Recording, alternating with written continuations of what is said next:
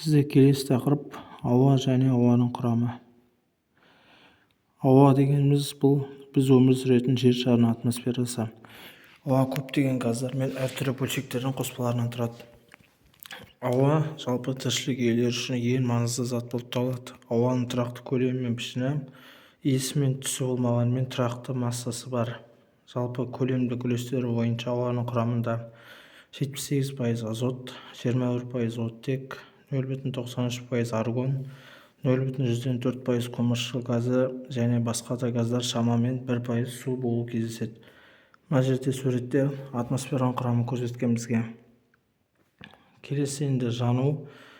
Бұл жану жанғыш зат пен оттек, яғни ауаның құрамында оттек арасындағы жылу және жарық бойы жүретін химиялық реакцияның түрі. Жану өнімдері көбіне газ тәрізді күйге ие. Бірінші жағдайда бізде күкірт пен оттек, яғни күкіртті жаққанда бізде күкірттек диоксид түзіледі екен, және көміртекті жаққанда, яғни оттекпен араластырғанда бізде көміршіл газы түзіледі екен. Мына суретте бізде күкірттің жануы көрсетілген.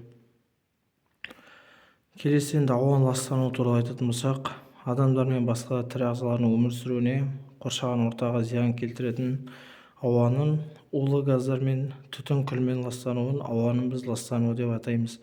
Жалпы ауаны ластайтын негізгі газдар мына кестеде көрсетіліп тұр. Бірінші күкірт диоксиді SO2, яғни бұл бізде көмір, мұнай, жанармайлардан шығады. Көміртек моноксиді, көміртек диоксиді, яғни моноксиді CO, бізде көміртек диоксиді CO2. Бұлар бізде көмір, мұнай, жанармай сияқты заттардан шығады.